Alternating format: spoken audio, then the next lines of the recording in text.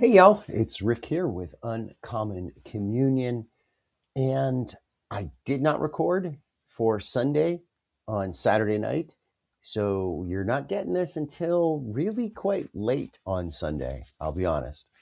I had a pretty amazing Saturday night, excuse me, and I'll share that with you here in just a little bit. I want to talk though mostly today, before we get to Psalm 53, that's where we are. I want to talk about the first Sunday of Lent, which is what this video is related to. Before that, though, let us begin as we always begin by recognizing, realizing, celebrating, and more than anything else, trusting in the reality that we are always and everywhere in the holy presence of the more and each other. First, just a little programming note. Those of you that are watching this as opposed to listening to this, you might notice a slightly different angle. Yeah. So I'm using the camera on my laptop, which quite honestly, I think is a better camera than the one that is the plug-in. And yeah, I think I'm less yellow. We'll see how it is at night. There's still some daylight coming in on the side window there to that direction. But I think this is going to be better. What it means, though, is when I look at the psalm, it's going to be over on the big screen, which is to my left over here. So Saturday night was amazing. And a big part of it was I got to do two things that I really enjoy. One is I got to go with my wife on a special date to the same club that we went to last Friday night to see the Smiths tribute band play, which she was really into. Last night, Saturday night, I got to go see, the two of us went to see a U2 tribute band that both of us were really into. They were amazing, y'all. I'll put a picture of them here, most likely, and maybe a video too. I'll probably stream the video I'll save the picture and the video for Monday's post, which I do really hope it can be a written post. I have a great series of things that I want to share in my written Lenten posts. But last week, y'all, it was just too much. So, as I said to someone today, I think we are just on Sunday, this first Sunday of Lent, we are celebrating and settling into our Lenten routine and practice and discipline and really the beginning of our journey. As part of that journey, on the first Sunday of Lent, we journey with Christ into the desert.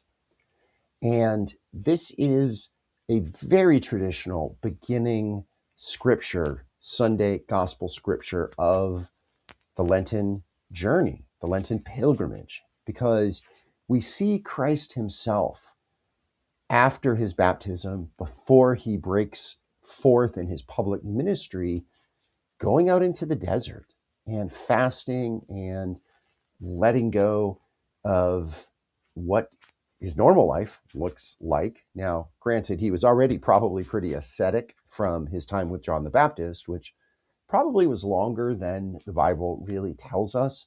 Most scholars believe that he was probably a student of John the Baptist for a while. Now, would that be weeks or months?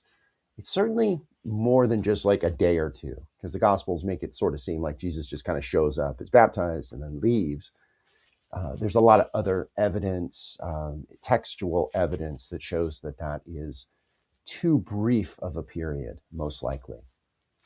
But the scripture of going into the desert varies year to year. Now, there are three different synoptic gospels that the liturgical church, the Roman Catholic Church being the first and foremost, but also in the United States, the what we would call the mainline churches that are also liturgical, that follow the Revised Common Lectionary.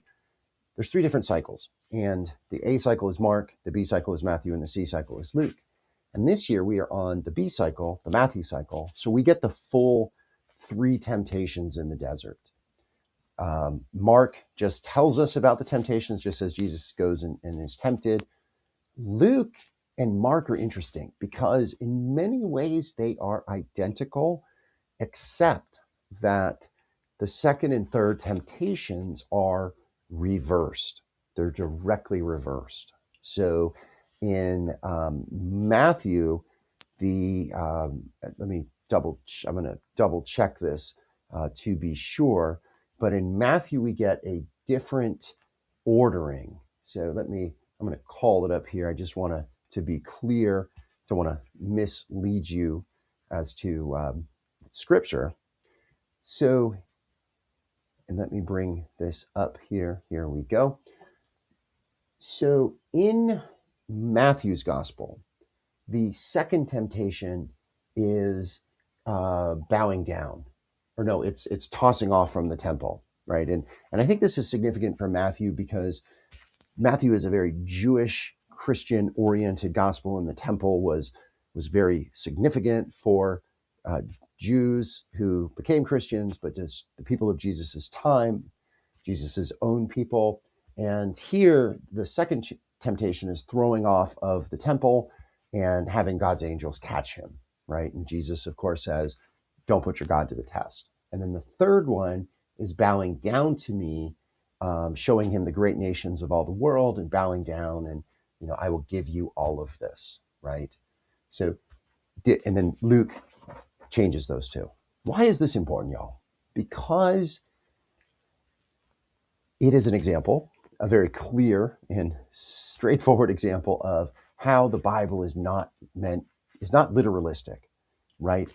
And there's plenty of Christians, many of them are today Christian nationalists, but we would call them evangelicals or fundamentalists that take the Bible literally. And it is places like this that point out very clearly that you can't, it's not, right? Because you get two different stories, two different orders. Only one of them could be literally true. Which one is it, right? There's numerous other places in the gospel where events do not line up across the four gospels, but this is such a clear one that we have here. Now, I bring up Christian nationalism for a reason, because y'all, you might think, like, how could a Christian nationalist, seeing Jesus be tempted by all the power in the world, earthly power, right? Power over governments, power over, the earthly doings, politics, political power, right?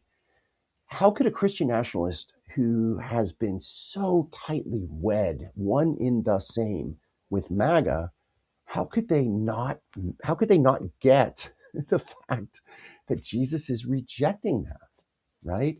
That the gospel writer Matthew here is putting that kind of power with Satan. Satan, the accuser, says, this is my power. Bow down to me and you will have this. And how can those Christian nationalists miss this, right? How? And I think that's something that boggles the mind.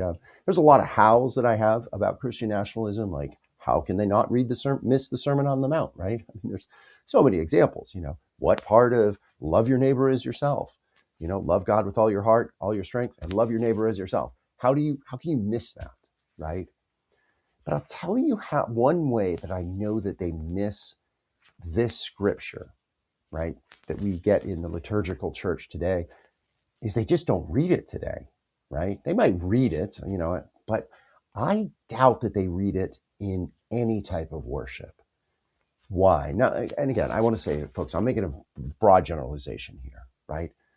But I can say this, by and large, evangelical fundamentalist Christian churches, probably especially the Christian nationalist ones, don't follow a liturgical calendar. Basically, what that means is it's really the pastor's discretion, the church's discretion to read whatever they want, whenever they want. There's no cycle. There's no bigger plan that they have to conform to. It's literally whatever we want, whenever we want it, right? Which, quite frankly, is very American.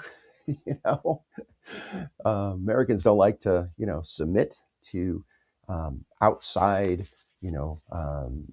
cycles, really, right? So they don't read this. And certainly they don't read it on a Sunday, first Sunday of Lent, because they don't have Lent, right? Now, granted, maybe some evangelical churches have a pastor that was once formally liturgical themselves, or maybe they have converts from liturgical churches, and they have like a Lent-like season, maybe it's spring transformation or something like that. but it's not Lent. And it's not Lent liturgically like the Roman Catholic and the other mainline churches have. All right, y'all, I want to talk just briefly about Psalm 53 to keep in the moving forward through the Psalms here. It's a short one, and again, it follows some of the same types of themes that we have heard. It's actually very short. It's only 6 verses, one of the shortest that we've had. Here you go. Some fools have said in their hearts, there is no great spirit. These cruel-hearted, dishonorable ones have done terrible things. Not one of them walks your good road. The Great Spirit looks down from the spirit world above to see whether there are any human beings wise enough to seek him. He sees that they have all lost their way and wandered far from the good path. Not even one of them does what is right. Will these evil fools ever learn? They devour my people as if they were nothing but a piece of fry bread to be eaten, for they have never called on Creator to learn his ways. They stand trembling in fear, a fear that they have never known before, for it is Creator who scatters their bones and sends them away in shame. Oh, how I long for the one who lives on strong mountain, Zion, to come and set his people free. When he provides for all their needs, heel grabber Jacob will dance for joy, and the tribes of wrestles with Creator Israel will have glad hearts. Just a few words before we wrap up here.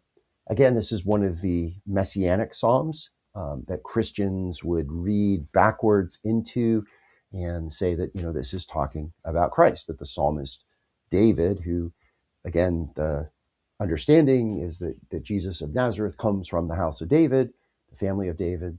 And, here is the psalmist, supposedly David, singing of this, right? But I think what stands out to me is verse 3, right in the middle, the pivot verse, right? And it says, God sees that all have lost their way and wandered far from the good path. Not even one of them does what is right.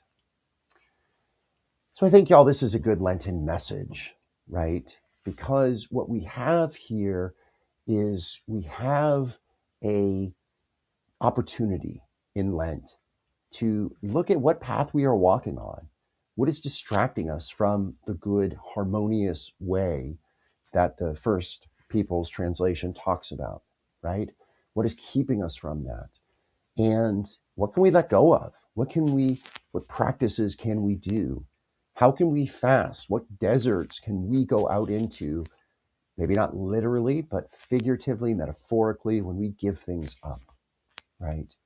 What can we do in those different areas, in those different ways?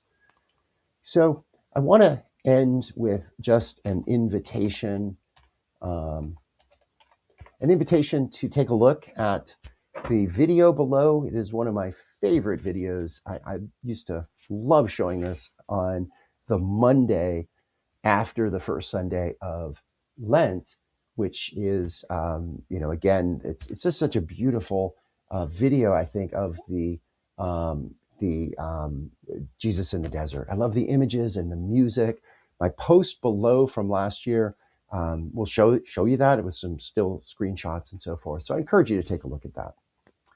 All right, I'm going to try as much as possible when I do these videos, and again, I hope to write more than videos, to include the suspice, to end in the suspice of St. Ignatius of Loyola. And I think it's a beautiful Lenten prayer, and it goes like this. Pray with me if you know it. Take, Lord, and receive all my liberty, my memory, my understanding, and my entire will. All that I have is yours. You have given all to me. To you, O Lord, I return it. All is yours. Do with it what you will. Give me only your love and your grace. That is enough for me. All right, y'all, blessings on the journey. Thank you for watching this. I appreciate your patience, as it's quite a Saturday yesterday, quite a Saturday. All right, blessing and good. Look again for tomorrow on the first Monday of Lent. Thanks, y'all. Blessing and good. Be bold, be well, hold fast, y'all.